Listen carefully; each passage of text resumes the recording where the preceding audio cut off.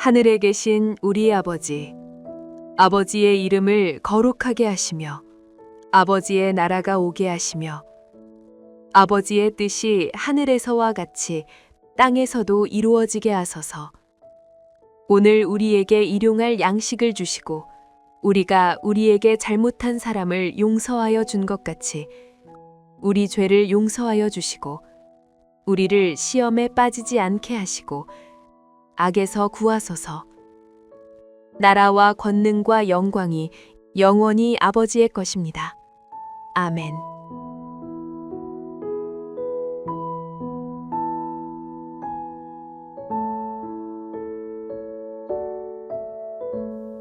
예수께서 즉시 제자들을 재촉하사 자기가 무리를 보내는 동안에 배를 타고 앞서 건너편으로 가게 하시고 무리를 보내신 후에 기도하러 따로 산에 올라가시니라. 저물매 거기 혼자 계시더니 배가 이미 육지에서 술이나 떠나서 바람이 거스름으로 물결로 말미암아 고난을 당하더라. 밤 사경에 예수께서 바다 위로 걸어서 제자들에게 오시니 제자들이 그가 바다 위로 걸어오심을 보고 놀라 유령이라 하며 무서워하여 소리 지르거늘 예수께서 즉시 이르시되 안심하라. 나니 두려워하지 말라. 베드로가 대답하여 이르되 주여 만일 주님이시거든 나를 명하사 물 위로 오라 하소서 하니 오라 하시니 베드로가 배에서 내려 물 위로 걸어서 예수께로 가되 바람을 보고 무서워 빠져가는지라 소리질러 이르되 주여 나를 구원하소서 하니 예수께서 즉시 손을 내밀어 그를 붙잡으시며 이르시되 믿음이 작은 자여 왜 의심하였느냐 하시고 배에 함께 오름에 바람이 그치는지라. 배에 있는 사람들이 예수께 절하며 이르되 진실로 하나님의 아들이로소이다 하더라. 그들이 건너가 게네사렛 땅에 이르니 그곳 사람들이 예수이신 줄 알고 그 근방에 두루 통지하여 모든 병든 자를 예수께 데리고 와서 다만 예수의 옷자락에라도 손을 대게 하시기를 간구하니 손을 대는 자는 다 나음을 얻으니라.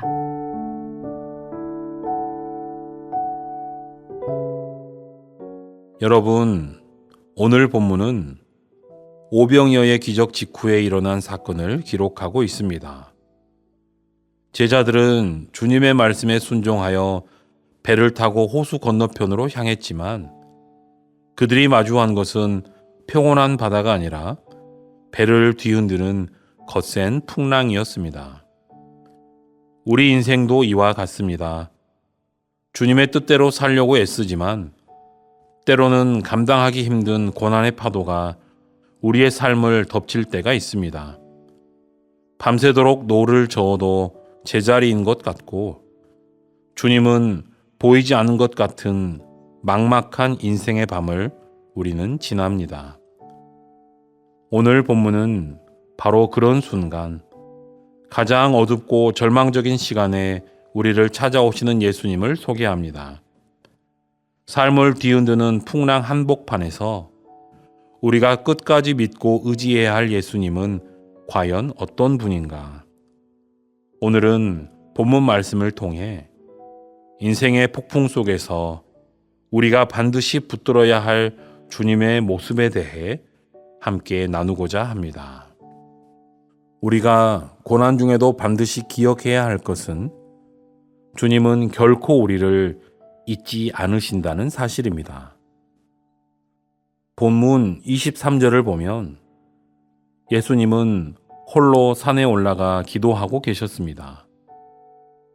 제자들이 풍랑 속에서 고군분투하던 그 시각에 주님께서는 보이지 않는 곳에서 하나님께 중보하고 계셨던 것입니다.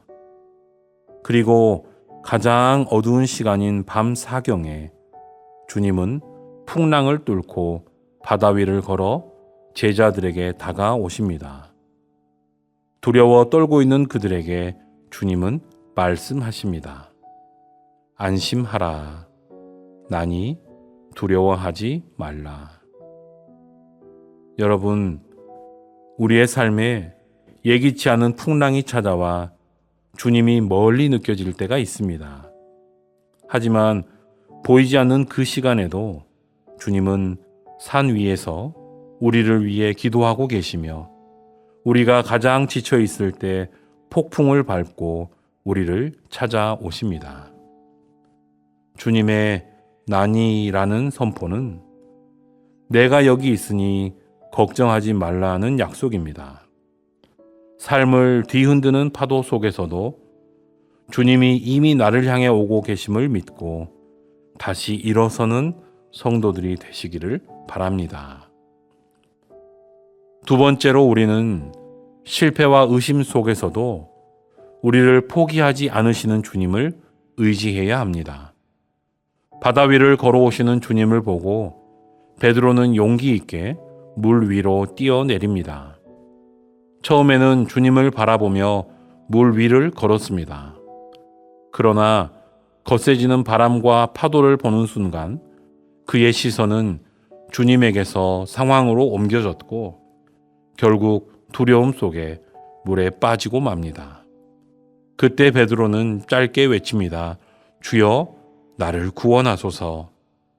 이 짧은 외침에 주님은 즉시 손을 내밀어 그를 붙잡으십니다. 주님은 베드로를 향해 믿음이 작은 자라고 책망하시면서도 그가 물에 가라앉도록 내버려 두지 않으셨습니다. 여러분, 신앙생활을 하다가 현실의 파도 앞에서 마음이 흔들리고 믿음이 작아질 때가 있습니까? 중요한 것은 완전한 믿음이 아니라 넘어지는 그 순간에도 주여 나를 구원하소서라고 주님을 부르는 것입니다. 주님은 폭풍 자체를 없애기보다 폭풍 속에서 우리의 손을 붙잡아 믿음을 지켜주시는 분입니다. 의심의 물결이 밀려올 때도 우리 손을 결코 놓지 않으시는 주님을 신뢰하시기 바랍니다. 마지막으로 우리가 소망해야 할 모습은 결국 모든 상황을 다스리시고 우리를 회복시키시는 왕 되신 주님입니다. 예수님과 베드로가 배에 오르자마자 놀랍게도 바람이 그쳤습니다. 그 광경을 본 제자들은 비로소 진실로 하나님의 아들이로소이다 라고 고백합니다. 폭풍과 실패, 두려움의 밤을 통과한 후에야 비로소 예수님이 누구신지에 대한 진정한 신앙 고백에 도달했던 것입니다. 풍랑은 제자들을 죽이러 온 것이 아니라 그들의 신앙을 확신으로 이끌기 위해 허락된 도구였습니다. 이후 배가 게네사렛 땅에 이르자 주님은 그곳의 수많은 병든 자들을 고치시는 치유의 사역을 이어가십니다. 제자들의 연약함이나 풍랑의 소동 속에서도 주님의 구원 계획은 멈추지 않았습니다. 여러분, 인생의 풍랑을 지날 때 낙심하지 마십시오. 풍랑 뒤에는 반드시 고백의 시간이 오고 회복의 땅 게네사렛이 기다리고 있습니다. 주님은 여러분의 삶을 평온케 하실 뿐만 아니라 여러분을 통해 또 다른 상처 입은 영혼들을 치유하는 통로로 삼으실 것입니다. 사랑하는 성도 여러분, 지금 여러분은 어떤 풍랑 속에 계십니까? 주님이 멀리 느껴지는 인생의 깊은 밤을 지나고 계십니까? 홀로 노를 젓는다고 느껴지는 그 시간에도 우리 주님은 여전히 여러분을 위해 기도하시며 폭풍을 뚫고 다가오고 계십니다. 상황이라는 파도를 바라보지 마시고 그 풍랑 위를 딛고 서 계신 주님을 바라보십시오. 우리의 믿음이 작아 보일지라도 주님은 그 작은 부르짖음에 즉시 손을 내밀어 주십니다. 주님과 함께 배에 오를 때 거센 바람은 잦아들고 진정한 평안이 임할 것입니다. 오늘 하루도 풍랑 가운데서 안심하라, 나니 두려워하지 말라 말씀하시는 주님의 음성을 붙들고 담대히 나아가는 베델의 성도님들이 되시길 간절히 소망합니다. 기도하시겠습니다.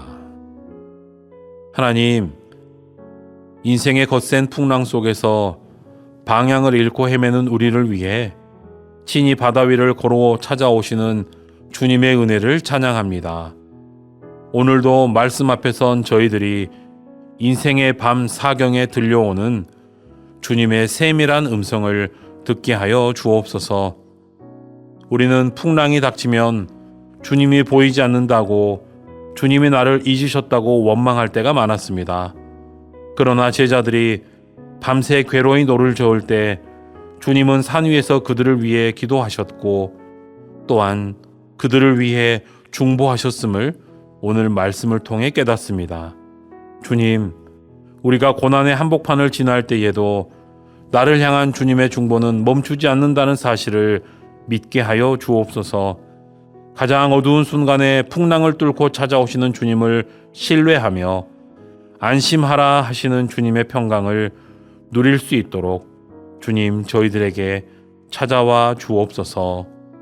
하나님, 베드로처럼 저희들도 주님만 바라볼 때는 물 위를 걷는 기적을 경험하지만 바람과 파도라는 환경을 바라보는 순간 두려움에 빠져들 때가 있었습니다.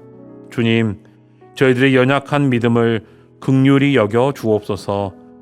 저희들이 상황의 거대함 앞에 압도되어 믿음의 시선을 잃어버릴 때 주여 나를 구원하소서라는 절박한 기도를 잊지 않게 하옵소서. 즉시 손을 내밀어 베드로를 붙잡아 주셨던 그 따뜻한 손길로 오늘도 물속에 가라앉고 있는 저희들의 삶을 붙들어 주옵소서. 우리의 작은 믿음을 책망하시기보다 끝내 건져주시는 주님의 그 사랑을 의지하게 하여 주옵소서. 하나님, 주님께서 우리 인생이라는 배에 오르실 때 모든 풍랑이 잦아들 줄 믿습니다. 폭풍의 시간을 지난 후 제자들이 진실로 하나님의 아들이십니다 라고 고백했던 것처럼 저희들도 고난의 터널 끝에서 이러한 승리의 고백을 드리게 하여 주옵소서. 고난을 통해 주님을 더 깊이 알게 하시고 풍랑을 통과한 후 더 단단해진 믿음으로 주님을 증거하는 삶이 되게 하여 주옵소서. 예수님의 이름으로 기도하옵나이다. 아멘. 더 깊은 묵상과 기도를 이어가시기 바랍니다.